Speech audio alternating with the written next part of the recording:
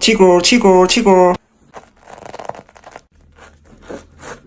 这个视频将给您揭秘河豚器官多数排行榜。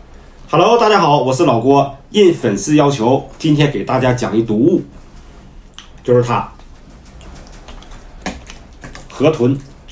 河豚大家可能并不陌生，大毒之物。那么我现在就有一个疑惑还没有解开，也想问问在座的小伙伴们：河豚既然是因为食物链后天形成的毒素，为什么现在人工养殖的河豚通过改变食物链投喂无毒的饲料，依然做不到绝对无毒？谁能告诉我这个原因？我打个比方啊，狼通过人工的驯化以后，可能很听主人话，但是小脾气一上来，依然会攻击人类。可能就是狼的天性是野性的，我不知道这个比喻啊打的对不对啊？好了，话不多说，马上解剖，看看它到底哪里能吃，哪里不能吃。我手里拿的这只是市场上比较常见的，叫红鳍东方豚，特点就是个头大，肉多。很多人不知道怎么让它鼓肚，来，我教你，你就不停的这么膈击它的嘎叽窝就行。看，起锅，起锅，起锅，哎，鼓起来了，听，还能发出猪叫声。肚皮上布满了刺鳞，这俩大板牙可非常的锋利，没事你可不要去撩它。河豚的内脏都是有毒的，但有些器官经过专业师傅的排毒处理后是可以吃的。我带大家了解一下，这个部位叫白质，也就是公河豚的精巢。如果是母河豚就是卵巢。白质通过专业师傅的排毒是可以吃的，但是卵巢不行，剧毒之物不能吃。这个红色的部位就是它的大腰子，也就是河豚的肾脏，无法排毒，不能吃。这是它的鱼肚和鱼肠，无法排毒，不能吃。这个部位是河豚体内最大的脏器——鱼肝，毒素排行老二。经过专业师傅的排毒处理，味道极其鲜美，是可以吃的。苦胆不用多说，不能吃。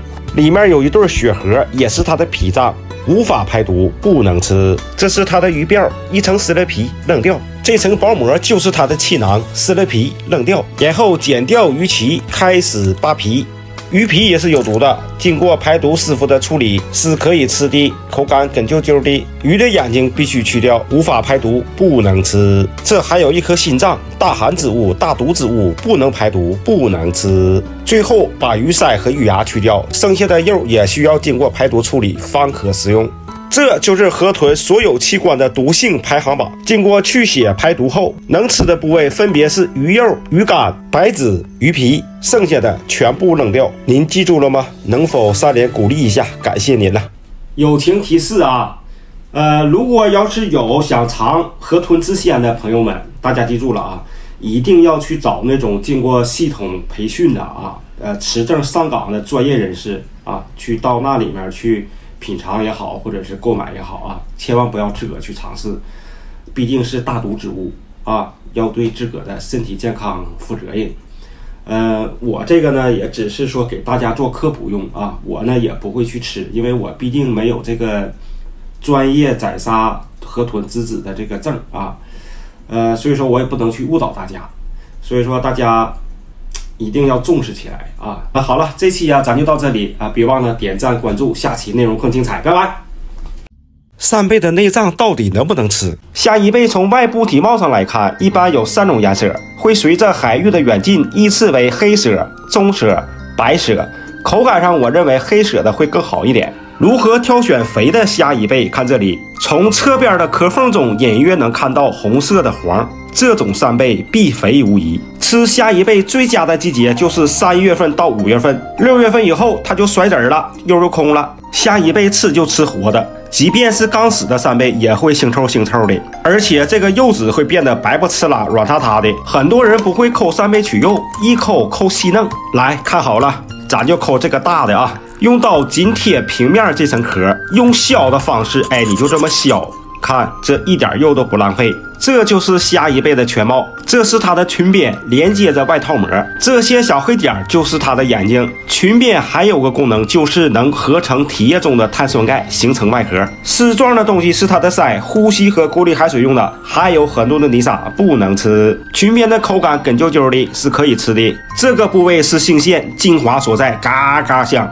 红色为母，白色为公。这个凸起叫底足。扇贝在幼苗的时候，会在底足的足丝口吐出足丝，像海虹一样附着在硬物上。等长到手指盖大小的时候，这个功能就退化了，就可以这样游动玩耍了。扇贝的嘴在这里吃一些藻类和浮游生物。这个黑色的部位是它的中肠腺，也叫消化毛囊。胃囊、肝脏、肠腺都在里面，含有嘌呤成分，不能吃。这个大闭壳肌也叫腰柱，身上最鲜嫩的部位，吃的时候最好把这个韧带去掉，非常的梗呐，塞牙。我们能吃的部位就是裙边、性腺、闭壳肌3个部位，剩下的部位不能吃。谁要说能吃的话，来，我送给你。重点来了，扇贝怎么蒸才能不老，锁住鲜味呢？以下的讲解是干货中的干货，赶紧收藏。扇贝处理好以后，贝柱要一开二片开，不要嘎断，目的是加快成熟，保证鲜度。然后我们要调一个淀粉糊，碗中加入1:1的土豆淀粉和水，加少许的鸡粉和糖调味，咯楞咯楞，调到这个程度就行。倒入处理好的扇贝中，抓咕抓咕。这个步骤就是蒸海鲜不老的秘密，学会了可以3连了。壳里放入烫好的粉丝，铺上扇贝肉，盖成蒜蓉酱，水开上气儿，大火蒸至7分钟。我这个个头大，要是小的话，蒸5分钟即可。最后撒入葱花太椒圈，用热油嚓啦一下淋入蒸鱼骨油。OK， 这是那2个大的野生扇贝，咱们就来做刺身。横刀片成硬币厚的大片，盘底儿铺上冰，花草点缀，柠檬提味，大功告成。海胆每个人都爱吃，但是有些地方是不可以吃的。今天老郭给大家详解海胆的处理方法和吃法。首先，我带大家了解一下海胆。来看这里，有很多小姐姐说这是海胆的小屁屁和菊花，不是的啊，这是海胆的嘴儿。海胆属于杂食性生物，鱼虾贝蟹啥都吃。仔细看，里面还有5颗大板牙。翻过来，这里才是海胆的小屁屁。老郭一直都在用心的教大家，能给我个红心支持一下吗？感谢您了。然后我们准备一把剪刀，从嘴部下刀，如视频手法把这个天灵盖给它走掉。这个部位是海胆的牙根，不能吃。这条长长的东西是它的肠线，不能吃。这些黑色的部位是海胆的消化腺，非常的腥，不能吃。然后我们用镊子或带尖的筷子轻轻的挑开扔掉，这时就会露出金光灿灿的海胆黄。我们只吃这个海胆黄，用清水冲洗掉表面上的杂质就可以开灶了。海胆的黄是可以生吃的。区分海胆的公母就看这里，如果能渗出白色的浆，证明就是公海胆；如果是黄色的浆，就是母海胆。调点海鲜酱油或者陈醋拉根，往里这么一倒，用勺这么一崴，嘿，这味道那叫一个地道。怎么样，来一口不？我们还可以调个鸡蛋液，到里面来个海胆蒸蛋，用海胆黄包个海胆馅的水饺都可以。您学会了吗？你们在吃佛手贝的时候，是不是这撮毛没有揪，结果爆了一嘴毛？看完这个视频，解答你们这撮毛究竟是啥？佛手贝又名鬼足、狗爪螺，节肢动物门冥河科。冥科是啥呀？一种植物，因外形相似，因此归类冥河科，和藤壶属近亲关系。区别就在于藤壶有个坚硬的外壳，而佛手贝有个柄把。佛手贝的头部被8块狼牙似的壳板所包围，分别是背板、盾板、上侧板、风板、纹板。基部有一圈20多颗小的壳板，起到一个滴滴的作用。柄部有蛇皮一样的铠甲保护内部组织。我们撬开壳板，首先会发现一撮黑毛，其实这撮毛是它的6对胸足，为双枝形分节蔓枝，称之为蔓足，是捕食的重要工具。在海水涨潮的时候，壳板会张开，蔓足就会伸出来，收集藻类和浮游生物作为食物。等退潮的时候，壳板就会关闭，蔓足也会缩回去，防止晒干。壳板的闭合张开靠的就是这个闭壳肌，佛手贝的内脏都在这个头部里面。我们看图说话，这个就是它的嘴，连接的食管、消化毛囊和大肠。佛手贝是雌雄同体，分别长有精巢和卵巢。虽然是雌雄同体，但是它必须行一体受精，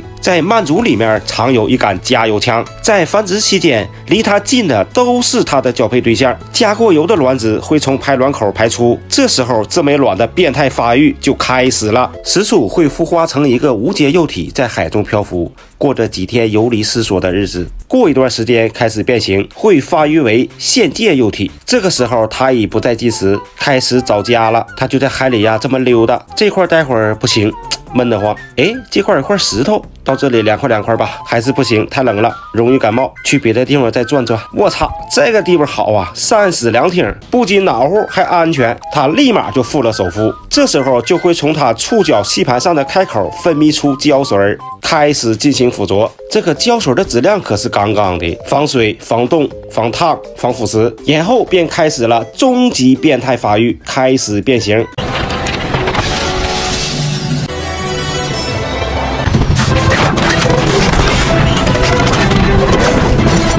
最后就长成了佛手贝，此地将成为它的永久居所，这块小石头将是它永久的家。我们能吃的就是柄部里面的肉，这个头部里面的东西太乱糟了，不能吃。那么佛手贝究竟是什么味儿的？开始试吃。Hello， 把味儿了啊！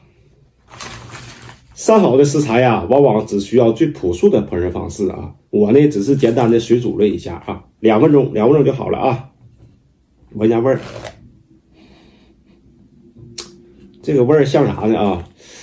就像那个海蜇儿，煮海蜇那个味儿。海蜇吃过没？哎，就这个玩意儿嘞。哎，跟它的味儿特别像啊。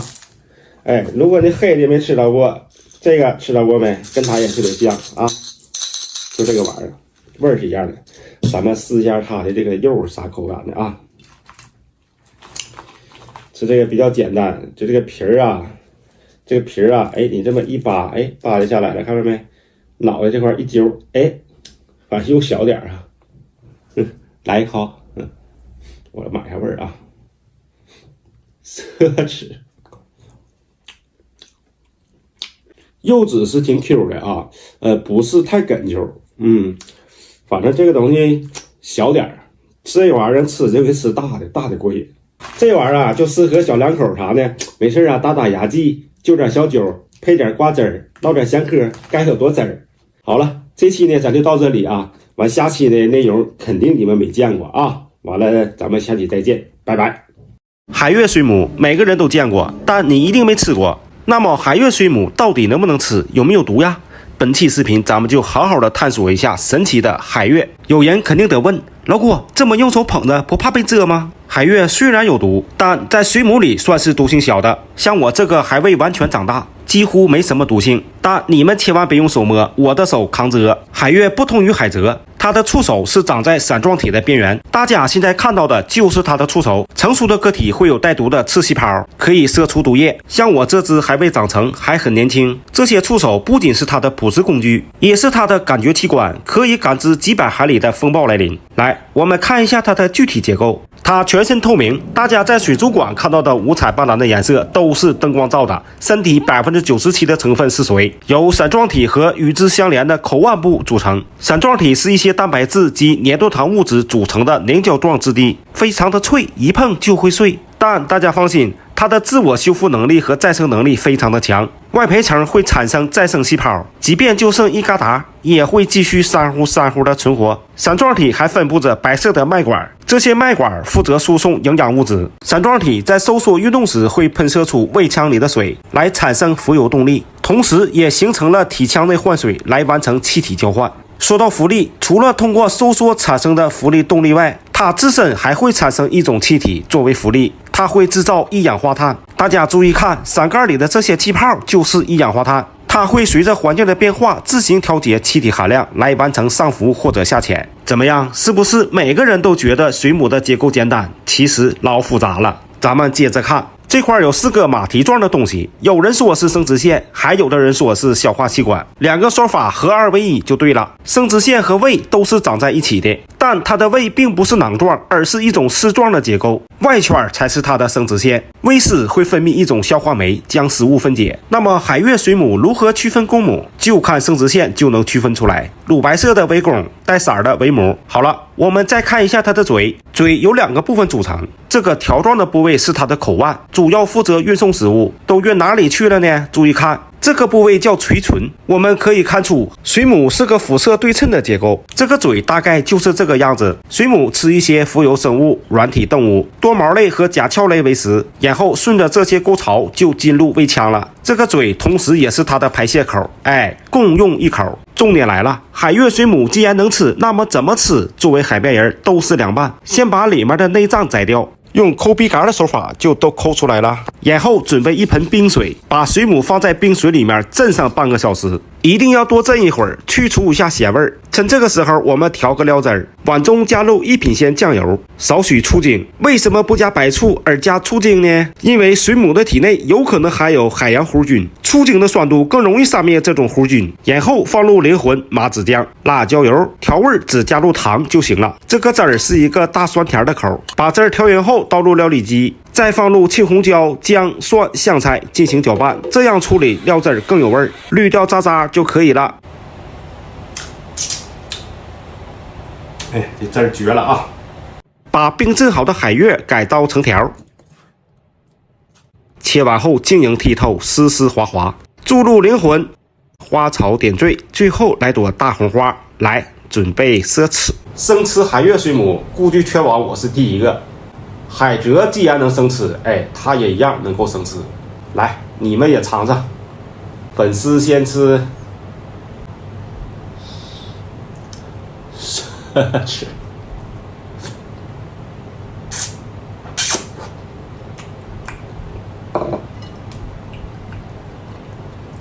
哎呀，拔拔凉，感觉像果冻啊，特别爽口。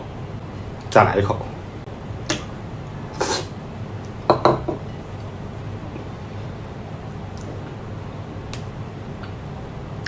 它的口感还是有感觉的啊，有点像那个椰柚，但它不是甜的，有点微微的咸。如果是海蜇的话呀，可以用糖啊，你抓咕啊，把里面的咸水呀能给它逼出去。但是它不行啊，我怕它一抓咕给抓咕化了。